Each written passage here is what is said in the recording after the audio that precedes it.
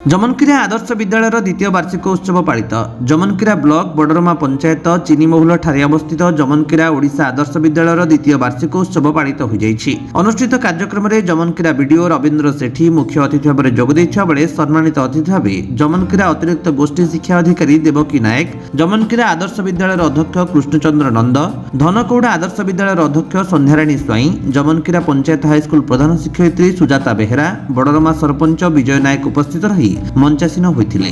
सेहीपरि अनुष्ठित कार्यक्रम में मुख्य वक्ता भाव षंढ पथर एसएसडी हाईस्कूल प्रधान शिक्षक राजेंद्र कुमार जगत जोग देइथिले। जमनकिरा ओडिशा आदर्श विद्यालय शिक्षक अजित कुमार नायक कार्यक्रम को परिचालना करथिले। जमनकिरा ओडिशा आदर्श विद्यालय सत्यम कुमार षडंगी समस्त को धन्यवाद अर्पण करथिले। विद्यालय शिक्षक विनयलाल नायक, शिक्षयित्री अंकिता बेहेरा, रश्मिता टीगा पुरस्कार वितरण में साहाय्य करथिले। कार्यक्रम में विभिन्न खेल प्रतियोगिता होइथिला और एथिरे उत्तीर्ण होइतिबा छात्र छात्री को मुख्य अतिथि और सम्मानित अतिथि माने ट्रॉफी और मानपत्र प्रदान करथिले। कार्यक्रम में विद्यालय शिक्षक और शिक्षयित्री मानकु सम्मानित करा जाइथिबा बेले विद्यालय रांधुनी भावे कार्य करुथिबा कर्मचारी को तांकर कार्य पई सम्मानित करा जाइछि। अपराह्न 3टारे विद्यालय छात्र छात्री द्वारा सांस्कृतिक कार्यक्रम परिवेषण करा जाइथिला। जमनकिरारु अब्दुल गुलाम कादिर रिपोर्ट, विश्व विजयी न्यूज ओडिशा।